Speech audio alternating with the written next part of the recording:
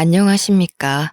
저는 이번에 50대의 마지막 열차를 탄 홀몸 엄마입니다. 이 사연을 쓰기로 마음먹기까지 꽤나 고민을 하고서 컴퓨터를 킨 것인데요. 저의 사랑하는 딸이 한번 올려보자고 해서 딸 도움을 받아 이렇게 키보드를 두들깁니다.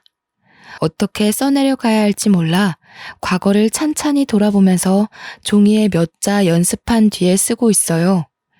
자녀 있으신 분들은 저의 가슴 철렁했던 이 사연에 마음 써서 공감해 줄 것이라 생각이 듭니다. 바보 같은 저의 불찰로 인해 자식을 잃어버렸던 멍청한 엄마의 반성문이 될 것 같아서요. 저는 한창 청춘인 시절 남편을 만나서 결혼을 하였습니다. 혼전 임신으로 결혼을 한 것이지만 절대 실수가 아니었고 이미 결혼을 약속한 사이에서 아이가 먼저 생겨버린 것이죠. 사실 아이를 낳기 전까지만 해도 저희 부부는 남들 해먹고 사는 만큼 평범하게 살았습니다. 남편이 돼지고기 납품 업체 사장으로 있었는데 계약건이 많아서 가정을 꾸리기에 문제없는 형편이었거든요. 그런데 남편의 승승장구에 배가 아팠던 부하 직원의 나쁜 시기로 남편은 거짓 누명을 썼고 사업은 부도를 맞게 되었죠. 그때는 저희가 이미 결혼을 했을 때였고 아이도 출산일을 앞두고 있는 상황이었습니다. 그런 와중에 사업 부도 때문에 집안에 압류 딱지가 붙게 되었어요. 또 작은 아파트를 마련했던 곳에서도 쫓겨나고 말았습니다. 부도라는 일이 마냥 남일 같기만 했는데 제게도 일어날 수 있는 일이라는 걸 그때 실감했네요. 남편도 홀로 자책을 굉장히 많이 했거든요. 제 몸이 한참 불편할 때여서 길거리를 오래 돌아다니는 건 불가능했는데 그 때문에 남편이 굉장히 고생을 했었습니다. 남의 집을 두들겨 생전해보지 않은 구걸도 했고 저렴한 여관에 찾아가 무릎 꿇고 사정하며 공짜로 숙식 제공을 받기도 했죠. 그래도 저희 부부의 긴박한 처지를 이해해 주시는 분들이 많았습니다. 제가 임산부인 걸 보고 마음 써서 들여보내주신 어르신 부부들을 지금도 하나하나 마음속에 기억하고 있답니다. 제 몸이 이렇지만 않았어도 남편의 고생을 반으로 덜어줄 수 있었을 텐데 남편한테도 미안하고 뱃속의 아이에게도 미안하더군요. 남편은 있는 돈 없는 돈 털어서 주위 친구들에게 돈까지 빌린 다음 작은 단칸방 월세를 구했는데요. 본래 성심이 좋던 남편은 동료 직원들뿐만 아니라 학교 친구들에게도 인식이 좋던 사람이었어요. 그래서 친구들도 제 남편이 어렵게 되자 작은 돈 모아 남편에게 그냥 줬다고 들었습니다. 겨우 얻은 월세방은 남녀 나란히 누우면 족할 만큼 작았는데요. 그래도 화장실 있고 가스 버너랑 냉장고가 있어서 생활은 가능한 곳이었죠. 남편은 저에게 미안하다고 최선이었다고 하는데 저는 전혀 문제될 게 없었습니다. 우리 식구 몸만 뉘일 수 있는 곳이면 어디든 좋았거든요. 그 후로도 안전한 건 아니었습니다. 저와 남편은 빚쟁이로부터 숨어 지내야 해서 마음대로 바깥을 나서지도 못했어요.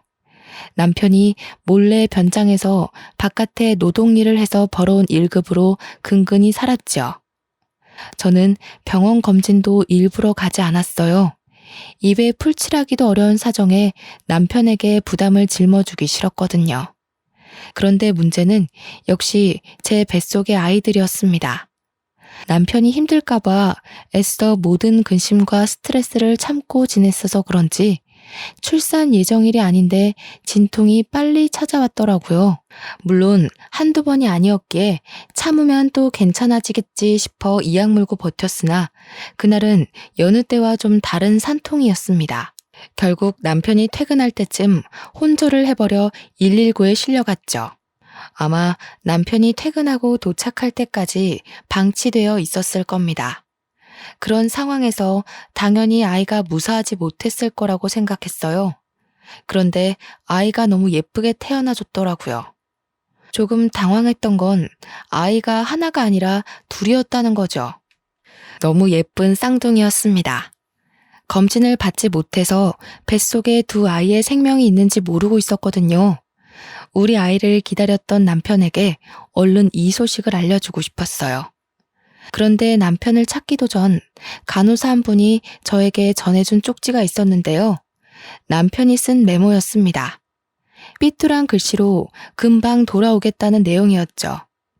알고 보니 제가 출산을 하고 쌍둥이를 품에 안은 사이 남편은 빚쟁이한테 들켜 도망을 간 것 같았습니다. 남편이 병원비를 계산해 주었지만 입원을 길게 할 수 있는 여건까지 마땅치 않아서 몸을 가눌 수 있을 정도의 퇴원을 하였습니다. 집으로 돌아가서 홀로 산후조리를 했죠. 하루 이틀이 지나도 돌아오지 않는 남편에 한 번은 찾아 나서 볼까 싶었지만 혼자서 몸조리를 하는 터라 그만큼 회복이 너무 느려서 마음처럼 못 움직이겠더군요. 그래도 쌍둥이들만 보면 세상 근심 다 씻기는 기분이라서 버틸 수 있었어요. 그렇게 1년의 시간을 보내고 말았네요. 다시 돌아올 남편을 매일 손꼽아 기다렸으나 끝내 남편은 나타나지 않았습니다. 그 사이 저는 생계를 위해 일자리까지 구해서 일을 하고 있었는데요. 쌍둥이를 집에 홀로 둘 수 없어서 두 아이를 데리고 다니는 일을 찾아야 했어요. 정말 고맙게도 제 사정을 이해하고 받아준 업체가 바로 우유 배달이었어요. 처음에 우유 사장님은 저를 내쳤다기보다는 제 건강 걱정으로 말리려 했습니다. 하지만 제가 당시 할 수 있는 일은 그게 유일하다고 생각하였기에 시켜달라고 제발 사정을 했죠. 사장님이 언제든지 불편한 곳 있으면 말해달라고 배려를 많이 해주셨고 저보고 따로 수금은 걱정하지 말라고 하셨어요. 저는 그렇게 새벽 일찍 쌍둥이를 데리고 우유 배달을 다녔습니다. 100만 원 조금 넘은 돈을 월급으로 받으면서 월세랑 관리비 내고 아이들 먹이고 입힐 걸 구매했죠. 제 옷은 계절용으로 한 벌씩이면 충분했고 김치랑 쌀 10kg 하나를 사서 반개월 이상 그렇게만 끼니를 해결했습니다. 혹시라도 남편이 돌아올까봐 이사를 안 가고 있었는데 벌써 쌍둥이들이 초등학교 갈 날을 앞두게 되었지 뭡니까. 학교랑 당시 살고 있는 곳이 너무 멀어서 위험했어요. 하지만 저희가 이사를 가고 나서 남편이 돌아오면 어쩌나 그 생각에 차마 행동을 쉽게 옮기지 못했죠. 유치원 과정은 어찌어찌해서 제가 나름 가르쳤으나 학교는 의무교육이니 보내야 하잖아요. 여러 번 고민 끝에 우선은 애들이 먼저라고 보고 저는 결국 집을 내놓았습니다. 혹시 몰라서 집 우편함에 쪽지랑 전화번호를 남기고 나왔어요. 아이들이 학교에 있는 시간 동안 저는 그 시간에 할 수 있는 일을 찾아 다른 일을 시작했는데요. 마침 학교 주변 작은 마트에서 계산원을 구하고 있었는데 거기 근무 시간이 괜찮더라고요. 아침 9시에서 3시까지 하는 거였어요. 아이들 학교 시간보다는 조금 늦은 퇴근이지만 저는 아이들에게 마치면 어디 가지 말고 꼭 남아있으라고 했어요. 선생님한테도 특별히 부탁을 했고요. 늘 제가 퇴근하고 가면 아이들은 학교 방과후 교실에 잠시 맡겨져 있었습니다. 아이들은 언제나 얌전하고 착한 것이 엄마 말을 잘 들었고 저만 보면 쪼르르 달려와 안아주곤 했죠. 남편이 오기 전까지 혼자 아이들을 잘 키워낼 수 있을까 걱정 많이 했는데 아이들이 도와줘서 나름 제 방식대로 잘 살아가고 있는 중이었어요. 그런데 늘 착실하게 제 말을 잘 듣던 아이들이 그날은 어쩌다 친구들 무리에 휩쓸려 버렸는지 모르겠습니다. 그날 일이 벌써 몇 년 전인데도 아직까지 마음에 담아두고 있네요. 그때 생각만 하면 여전히 손이 떨립니다. 저는 여느 때처럼 마트 일을 마치고 아이들에게 줄 과자 2봉지를 사서 학교에 갔는데요. 선생님 하는 말이 애들이 하교를 했다는 겁니다. 엄마를 밖에서 만나면 된다고 했다네요.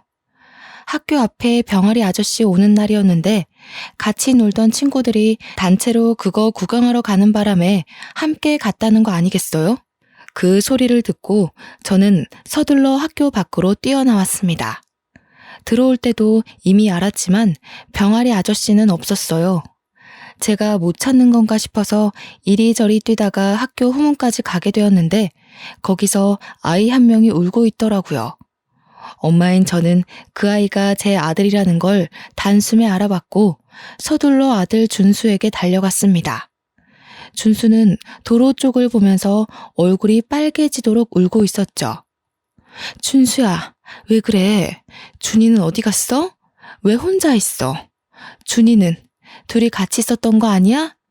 준이는 어쩌고 혼자서 이러고 있어? 모르겠어. 준이랑 같이 병아리 아저씨 보고 있었는데 갑자기 없어졌어. 준이를 막 불러도 준이 목소리를 못 찾겠어. 학교에도 없어.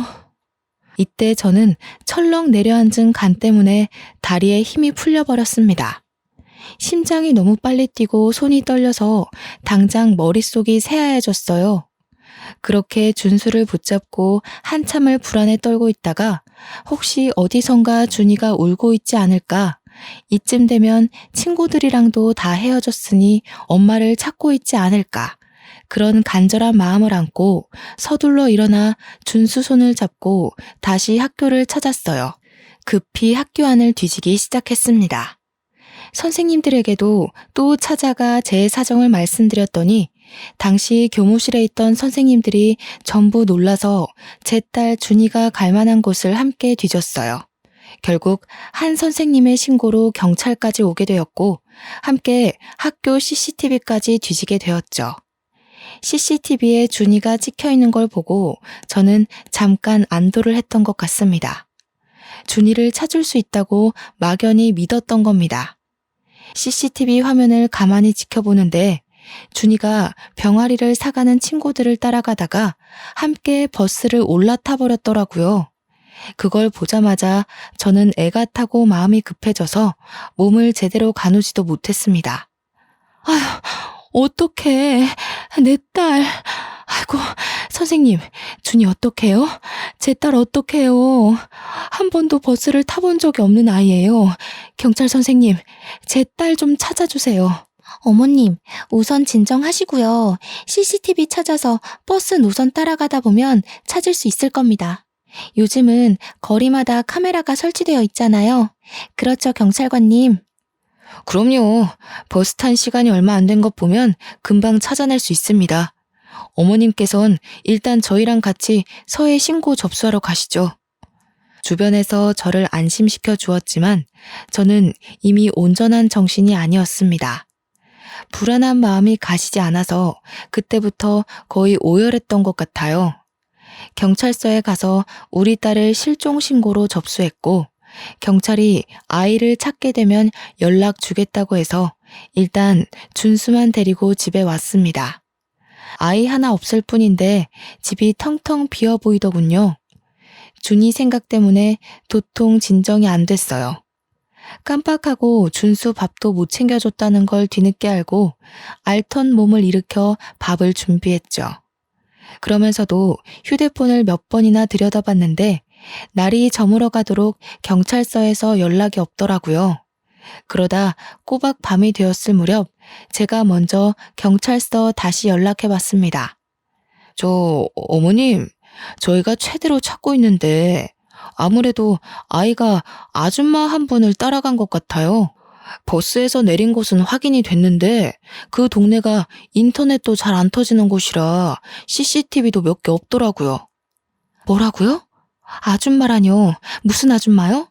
그럼 지금 우리 딸 못 찾고 있다는 말씀이세요? 우리 딸 찾아준다고 하셨잖아요. 아이고 준이야, 우리 준이 찾을 수 있다면서요, 선생님.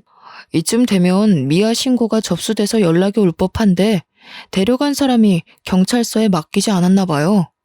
저희 쪽에서 방금 아이가 마지막으로 찍혔던 현장으로 출발했거든요. 조금만 더 기다려주세요. 죄송합니다. 저는 준수 밥을 준비하다 말고 그대로 풀썩 주저앉아 버렸습니다. 바닥에 몸을 묻고 목이 매도록 울었죠.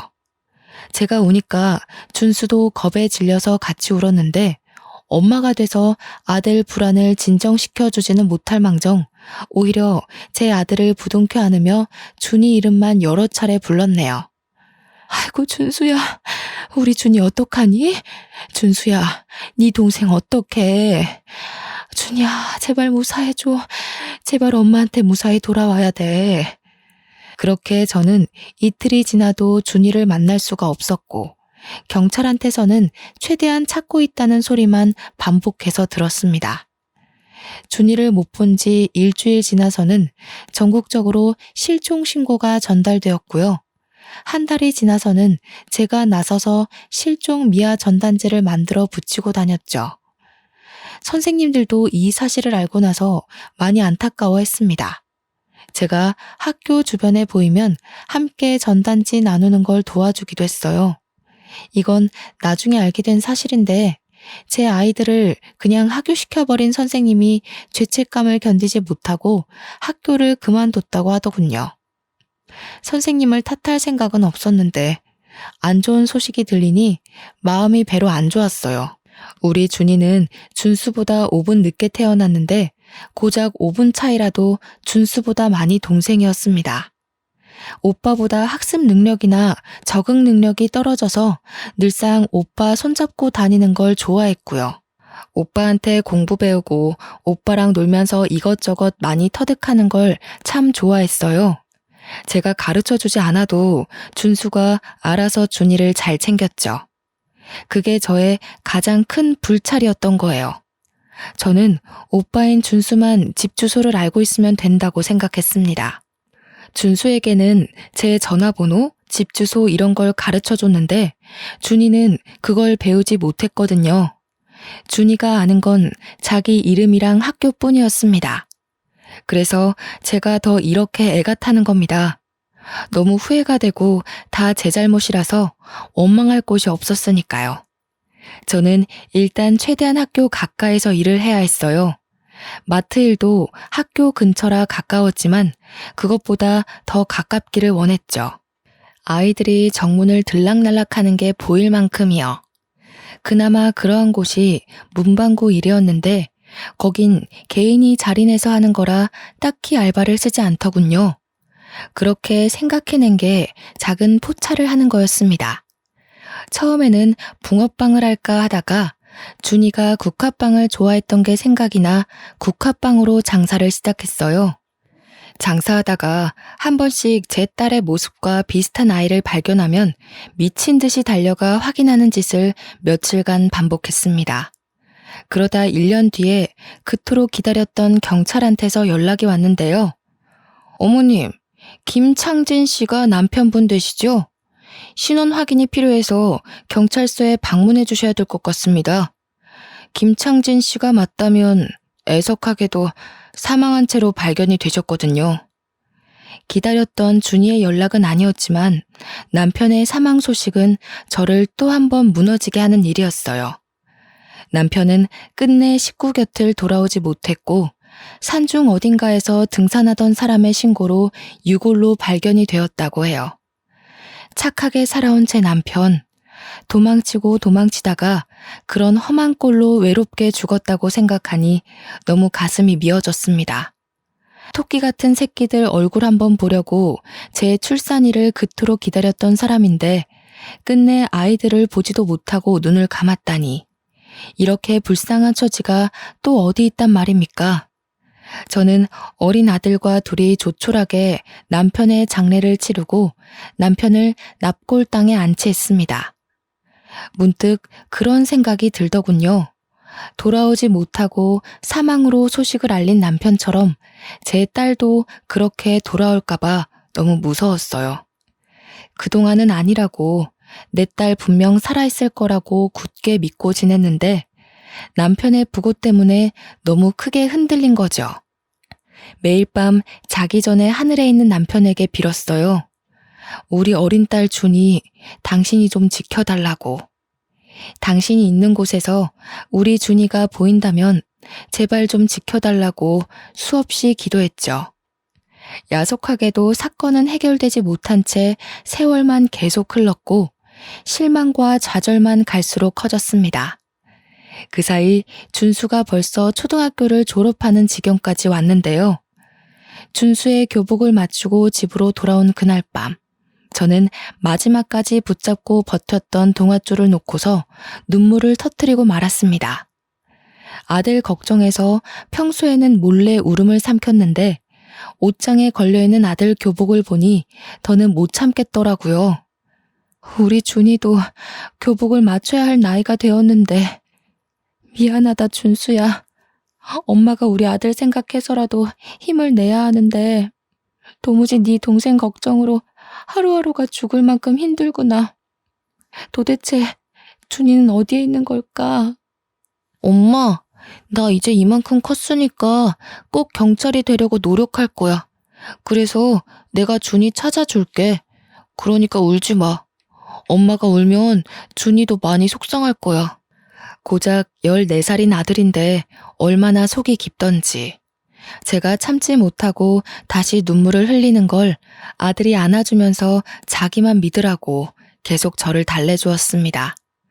아들 앞에서 참 면목이 없었으나 그게 그렇게 의지가 되더라고요. 그날 후로 저는 제가 준수에게 너무 소홀했구나 싶어 더더욱 악착같이 살기로 마음먹었습니다. 준이도 아직 생사에 대한 연락이 없는 것 보면 분명 살아있을 거라고 믿기로 했죠. 그렇게 준수가 대학을 가게 되고 준이에게 해줄 몫까지 보태어 준수를 뒷바라지를 해왔습니다. 준수는 저한테 경찰이 될 거라고 포부를 밝힌 순간부터 단 한 번도 장래의 희망을 바꾼 적이 없었는데요. 정말로 번듯한 경찰 공무원이 된 거 있죠. 저는 아들이 얼마나 열심히 공부하고 노력했는지 지켜봐서 알고 있어요.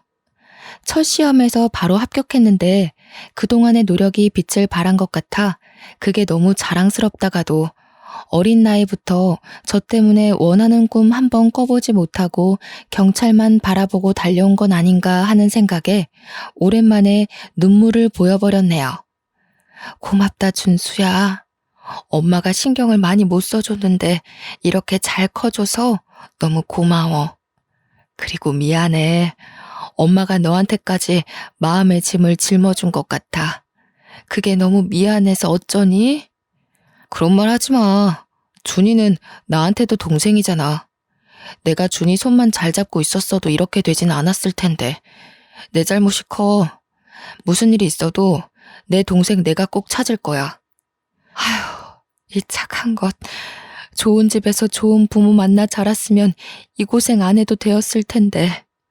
엄마라는 사람이 너무 못난 모습만 보여줬네. 그래도 정말 멋있게 커줬다 우리 아들. 참 장해. 그만 자취해도 된다는 제 말에도 준수는 끝까지 저와 같이 사는 걸 고집했습니다. 출근 거리가 멀어서 피곤할 텐데도 괜찮다고만 하네요. 그래도 아들이 멋진 경찰이 되는 덕분에 저는 본래 살던 집 주변으로 조금 더 큰 전셋방을 얻을 수 있었어요. 이 동네를 완전 떠날 수 없었던 건 순전히 우리 딸 때문이었죠. 혹시라도 우리 딸이 이 동네를 기억해서 찾아올 수도 있잖아요. 그렇게 준수가 경찰이 되고 1년 차가 지났을 무렵 준수가 저한테 몸 생각하라고 부탁을 하는 바람에 장사를 접고 한동안 집에서 쉬게 되었어요. 무료하게 집에만 박혀 있으면 또 늘어질 수 있으니 제게 요리학원을 또 등록해 주더라고요.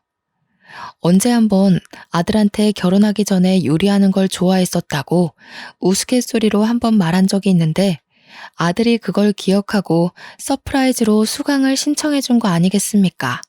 솔직히 학원에서 요리 수업 받을 때만큼은 정말 하나도 잡생각이 안 나는 거 있죠? 다른 사람 인생살이도 들을 수 있었고 제 사정에 위안도 많이 받았어요. 서로 좋은 말도 많이 주고받는데 사람들과 어울려 지내서 그런지 우울감도 걷어지는 느낌이었죠. 수업 들은 내용들을 꼬박 수첩에 메모해서 아들이 준 용돈으로 아들에게 요리를 선보이면 아들이 맛있다고 저를 치켜 세워주며 큰 호응을 해주는데 그때마다 민망해 죽겠더라고요.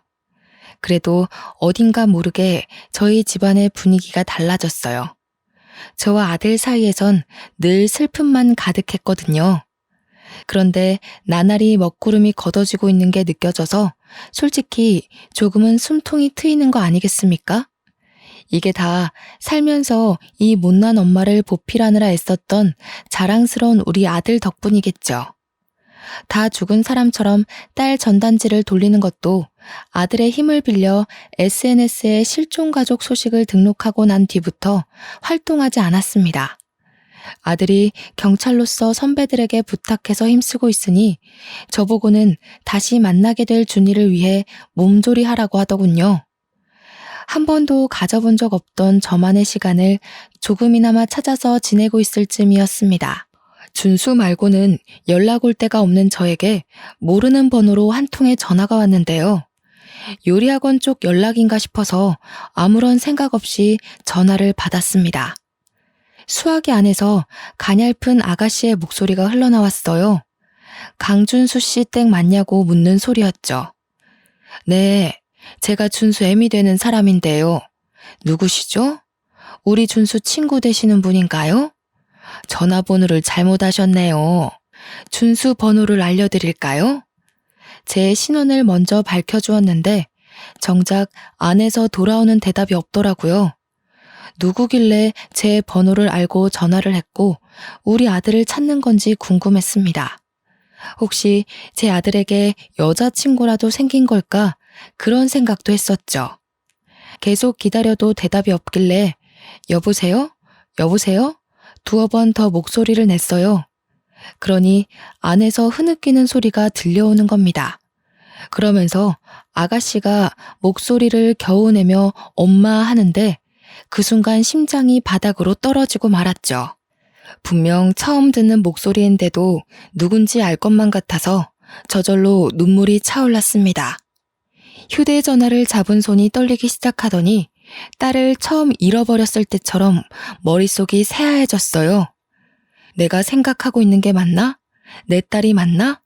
혼란스럽기까지 하여 아무 말도 못하고 있었더니 내내 울음소리만 들려주던 수화기 너머로 쐐기를 박는 대답이 들려오더군요.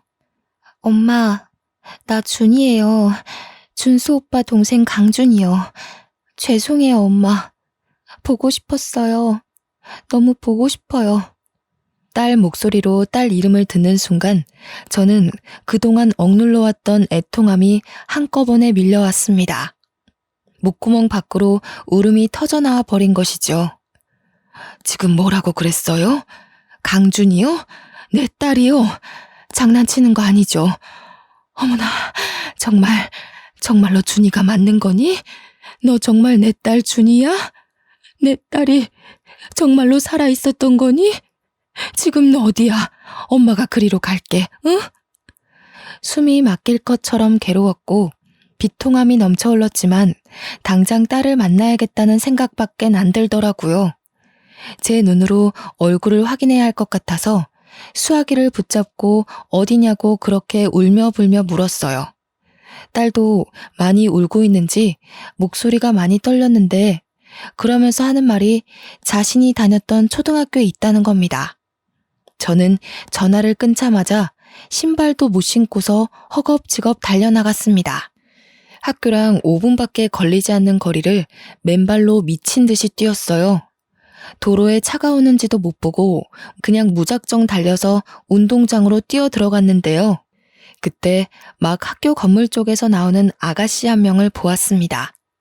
겉모습이 못 알아볼 정도로 너무 달라져 그냥 지나쳤다면 모르고 넘어갈 수 있어요. 그러나 얼굴이 붉어져서 울면서 걸어오는 아가씨의 모습이 영락없는 제 딸인 겁니다. 우리 준수랑 똑 닮아서는 준수보다 선이 곱고 작은 게 딱 우리 딸이었다고요. 저는 엄마니까 제 새끼를 한눈에 알아볼 수 있단 말이에요. 틀림없이 제 딸이었어요. 제 딸. 혼절할 것처럼 몸의 중심이 흔들렸음에도 저는 딸을 발견하자마자 준이야! 목 놓아 소리쳤습니다.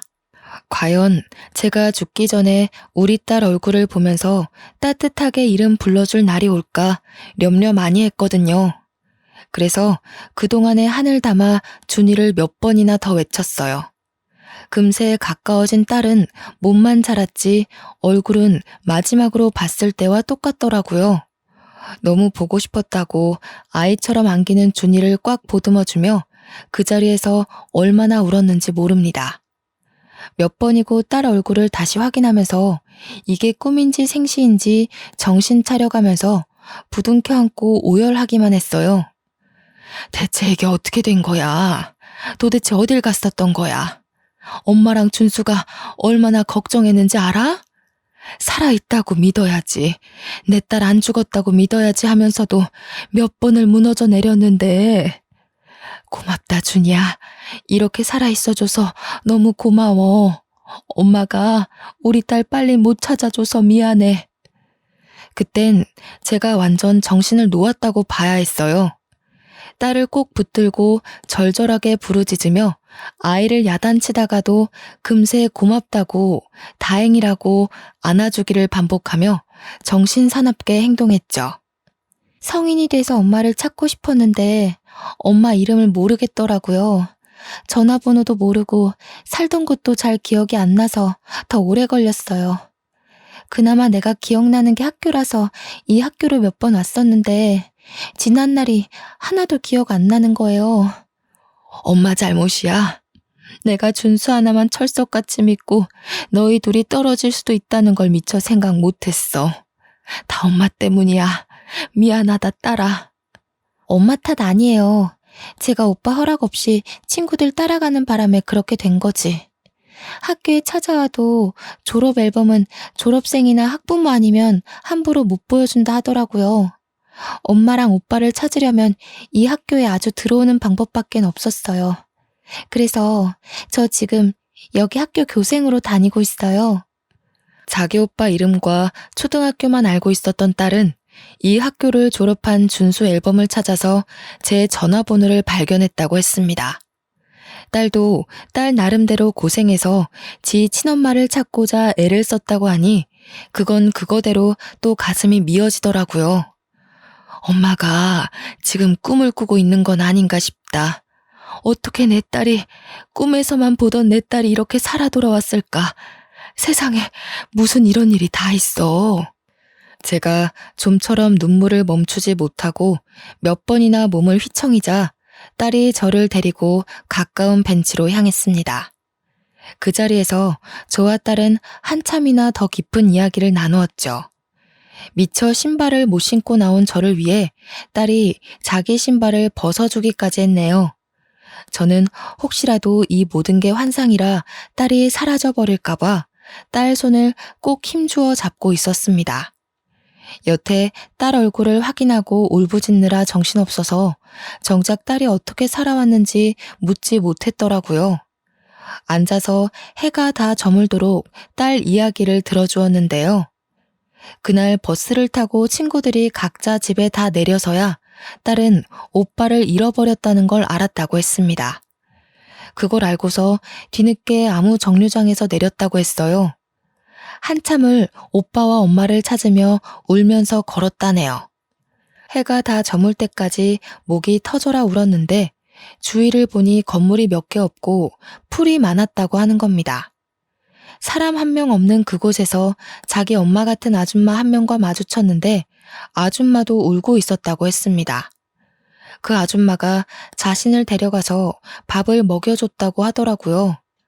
딸이 말하는 아줌마가 과거에 경찰이 말했던 그 아줌마가 아닐까 싶습니다. 그날 아줌마도 교통사고로 우리 딸과 비슷한 또래의 자식을 잃고 길거리를 거닐며 서럽게 울고 있었다네요. 그러다 제 딸을 발견해서 가여운 마음에 밥을 먹이고 싶어서 자기 집에 데려갔고 제 딸을 돌려보내기 위해 경찰에 신고를 하려고 했는데 하룻밤 재워서 보낼까 싶어 신고를 미뤘대요. 그렇게 하루 이틀 미루면서 자기 딸을 잃은 상실감을 제 딸 키우면서 위안받았다고 했어요. 제 딸을 돌려보내는 게 마치 자기 죽은 딸을 완전히 보내주는 것만 같아서 차마 마음의 준비가 안 되었다고 하는 겁니다. 딸 말로는 그래서 일이 이렇게 되어버렸다고 해요. 그 아줌마가 딸이 좀 자라고 난 후 그동안 잘못을 용서 빌었다고 하대요. 솔직히 화가 나는 게 당연하잖아요. 하지만 저는 이미 20여 년이나 지나버린 세월 동안 그 아줌마에게 분노와 원통함을 다 토해낸 터라 지금은 그저 이렇게 제 딸을 살려놓은 것만으로도 감사할 따름이더군요. 제 처신이 이해 안 되실 수도 있다고 봅니다. 사실상 딸에게 따져서 그 아줌마를 유괴범으로 신고해버릴 수도 있었겠죠. 하지만 이렇게 다시 만난 딸이 너무 귀하고 예쁘게 잘 커줘서 이것만으로 모든 걸 용서할 수 있겠더라고요. 딸도 그랬습니다. 아줌마 정작 착하고 불쌍한 사람이라고 자기를 정말 친딸처럼 아껴주고 늘 옆에 있어줘서 고맙다고 눈물을 보인 사람이라면서요. 우리 딸이 나쁜 어른한테 잡혀가지 않은 게 얼마나 다행입니까? 요즘처럼 위험한 세상에서 실종되고도 살아있다는 게 정말 기적이 아닙니까?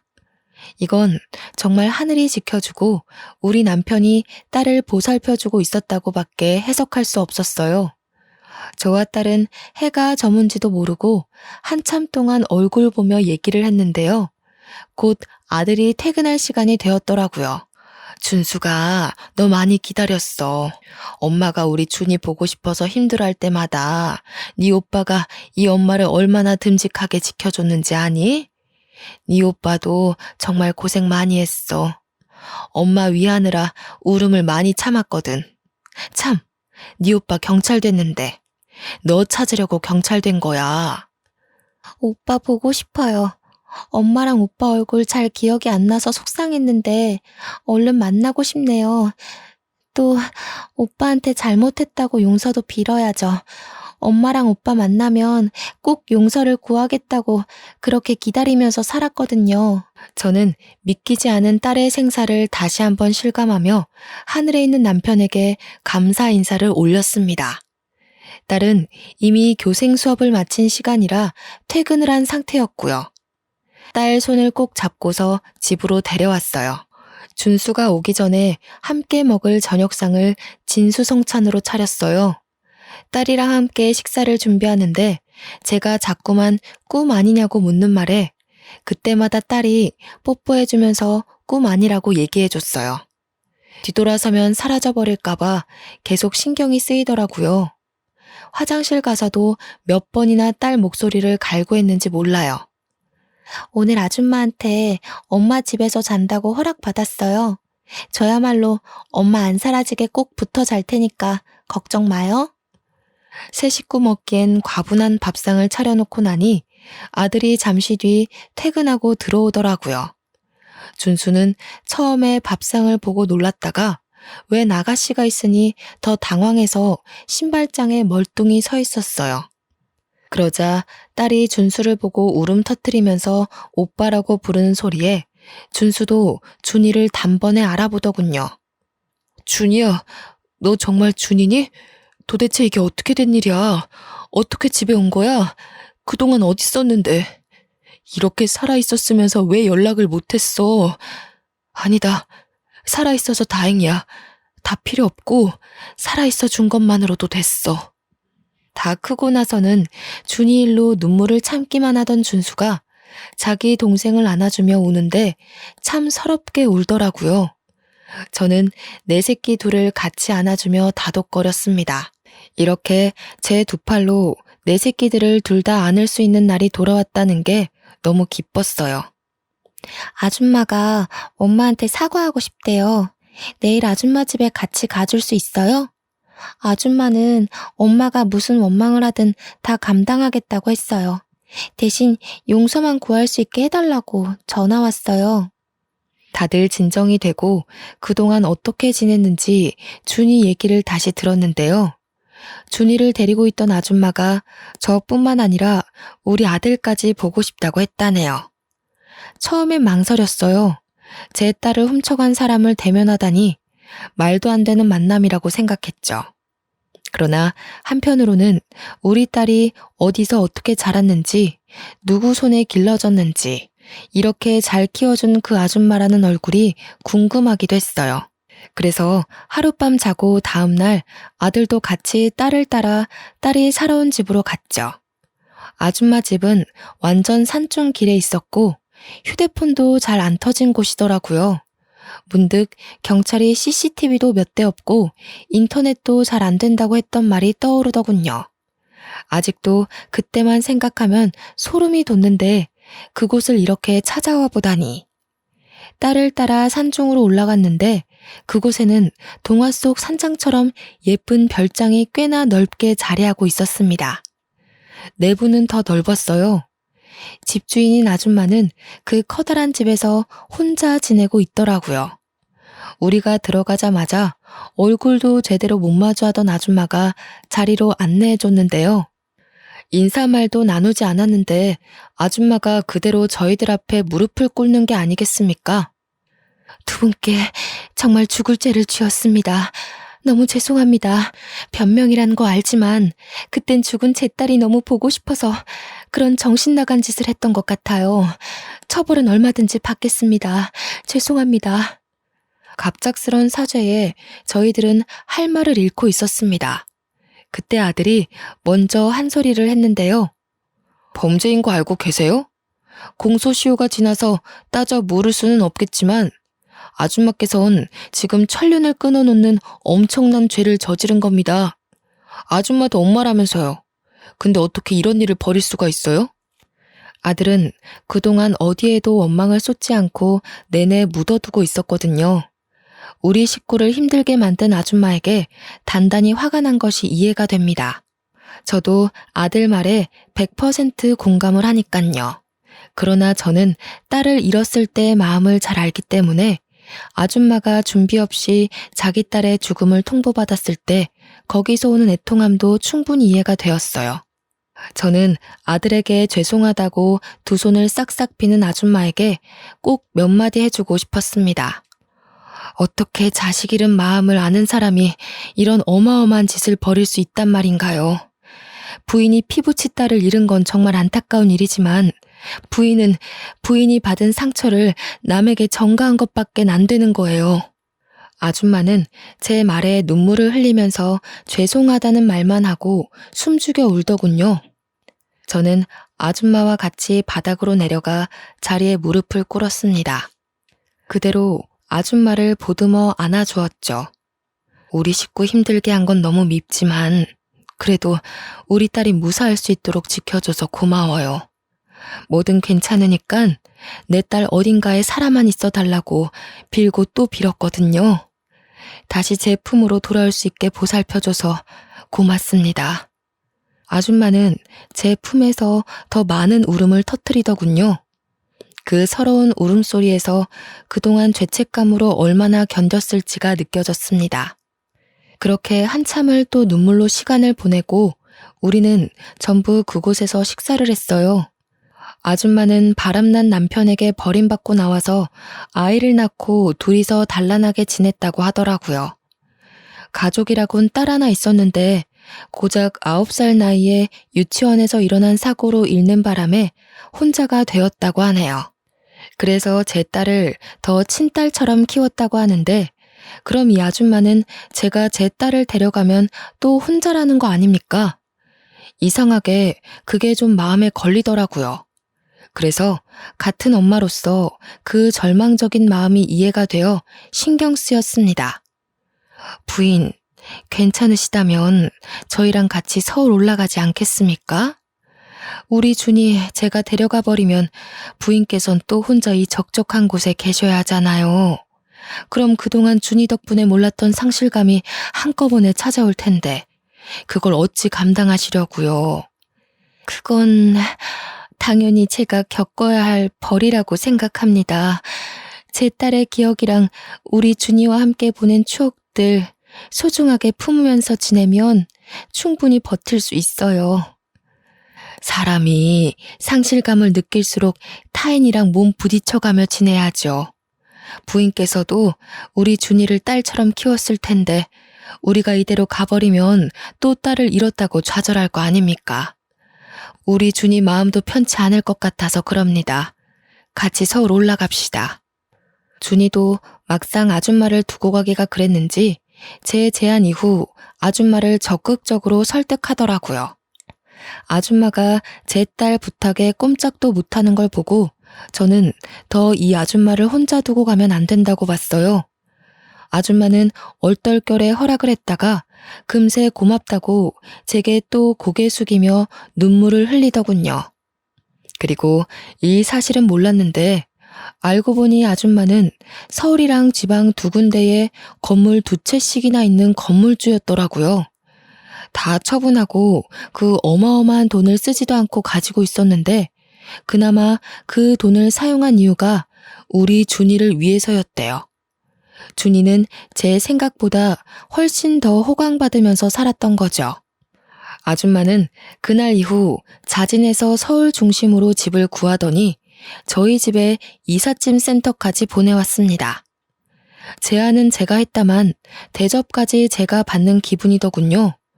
아줌마가 부자 동네에다가 주택을 하나 매매하고서 우리에게 보여줬는데요.